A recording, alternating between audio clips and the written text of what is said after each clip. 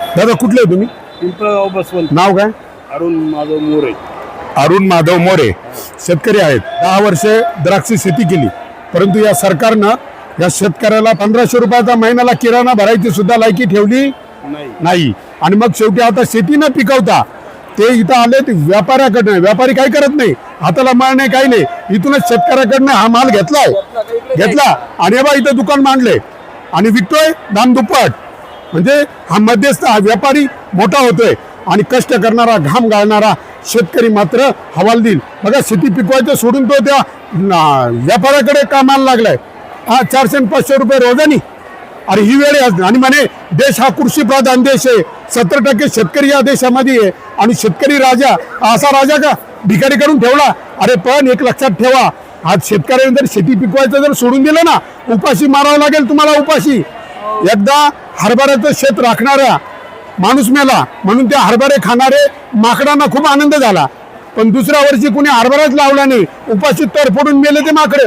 मग त्यांना कळालं मेला तो शेतकरी होता म्हणून. असा शेतकऱ्यांना जर शेती पिकवायचं बंद केलं ना, मग काय ढेकळं खासाल का तुम्ही? हा, अरे मग द्या ना, स्वामीनाथन आयोग मान्य करा ना माझ्या शेतकऱ्यासाठी. आता काय सांगाल तुम्ही? तुमच्या ही जी वेळ आली, शेती पिकवायची सोडून तुम्हाला व्यापाऱ्याकडे कामाला राहावं लागलं, तुम्ही काय करा? आमदार फोडाईमध्ये चालू आहे त्यांचं. खासदार आमदार फोडण्यामध्ये तिकडे 100 कोटी 50 कोटी तिकडे तुमच्याकडे पैसा आहे आणि शेतकऱ्याला कर्जमाफीलाच नाही. हा, आणि शेतकऱ्याला कर्जमाफी मागायची वेळ येते का? कारण आपण त्याच्या पिकाला भाव देत नाही ना. अरे तंबाखूची पुडी बनवणारा कोट्याधीश, सिगारेट बनवणारा कोट्याधीश, खत डुप्लिकेट. कुठे नियंत्रण नाही सरकारचं. अजून काय येतं तुम्हाला? ही वेळ का आली? का शेतीत परवडलं नाही तुम्हाला? ते पावडरही खूप महाग झाल्या, खत खूप महाग झाले. हा, त्याचं उत्पन्न दामच भेटत नाही आम्हाला. त्यात काय करायचं? 10 वर्ष जर तोट्यातच गेलं, हा, काय करायचं? शेवटी शेती बंद करून संसार कसा चालवायचा? कसा संसार का चालवायचा? मुलांना कसं शिकवायचं? ओ सरकार, म्हणून मी नेहमी सांगतो, आज शेतकऱ्याच्या पोरांची लग्न होत नाही. प्रत्येक गावात गेले का 50-50 पोरं बिगर लग्नाचे, आणि याला जबाबदार सरकार आहे. लोक म्हणतात सरकार कसं काय? अरे बाबा, सरकारच आहे. कारण शेतकऱ्याला 1500 रुपयाचा किराणा भरायची सुद्धा तुम्ही अवकाश ठेवली नाही. आणि मग हा शेतकरी सुद्धा शेतकऱ्याला पोर देत नाही का? कारण त्याला माहिती आहे आपले काय हाल झाले. मग ते म्हणतो तिकडं शिपाई का होईना, झाडू मारणारे का होईना, परंतु नोकरीवाले पाहिजे. आणि ही वेळ फक्त या सरकारने आणली. सगळ्या ठिकाणी त्यांचा भ्रष्टाचारच चालू आहे. अरे मी सांगतो, शेतकऱ्याला काही नकोय, या देशातल्या नागरिकाला, मालकाला काही नकोय. याला फक्त आरोग्य आणि त्याचं शिक्षण फुकट द्या ना, बाकी काही नकोय ना आम्हाला. हा, आणि नेमकं तुम्ही आरोग्य आणि शिक्षणच महाग केले. आणि काय हॉस्पिटल कोणाचे? मोठ्या पुढाऱ्यांचे. शाळा कोणाच्या आहे? शिक्षण संस्था सगळ्या पुढाऱ्यांच्या आहे. मग सरकारी शाळा बंद, मराठी शाळा बंद. एकदम भयान निषेध या अशा सरकारच्या चुकीच्या धोरणांचा निषेध. तुम्ही काय सरकारला काय संदेश द्याल? तुम्ही काय संदेश द्याल? शेती सुद्धा विकावं लागणार. आता बंद शेती कवर पाहणार आहे, एक दिवस विकून टाकणार.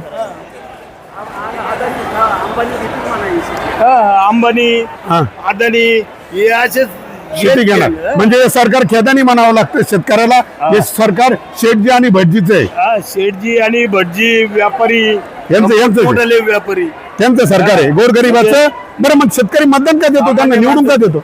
शेतकरी काय ते त्यांनी त्यांच्या मशीन मध्ये गोंधळ केला. तुम्ही सरकारला मतदान करत नाही, शेतकरी करूच शकत नाही. बघा, सरकारला शेतकरी मतदान करत नाही आणि तरी हे सरकार निवडून येतं. शेतकरी म्हणतोय, सामान्य शेतकरी मध्ये गोंधळ. हा, मशीन मध्ये गोंधळ आहे. मग मी म्हणतो घ्या ना, बॅलेट पेपरवर घ्या ना. हा, निषेध सरकारच्या अशा चुकीच्या धोरणांचा जाहीर निषेध.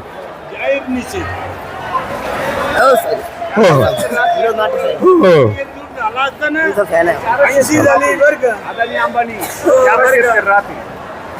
शेतकरी जर एकजूट झाला असता ना, 80 झाली. आमचे माधवराव खंडेराव मोरे यांनी तो झांगडू म्हणून कांडोळ आहे ना खासदार, त्याच्या कानाखाली वाजवली होती. तेव्हा दिल्लीमध्ये मॅडम होत्या, इंदिरा गांधी पंतप्रधान. तिथपर्यंत आवाज गेला होता, पण शेतकरी एकजूट झाला नाही. त्या दिवशी बरं का, बघा, शेतकरी जर एकजूट झाला आणि जसं या दादाने पिकवणं सोडलं, तसं जर प्रत्येक शेतकऱ्यांनी फक्त 1 वर्षभर स्वतःच्या पोटापुरतं पिकवलं ना, अरे उपाशी तरपडून मरतील ना, हे ढेकळं खातील का? मग हो ना संघटित शेतकऱ्यांनो, फक्त पोटापुरतं फक्त एक वर्षभर पिकवा. हे सरकार आणि व्यापारी वटणीवर आल्याशिवाय राहणार नाही.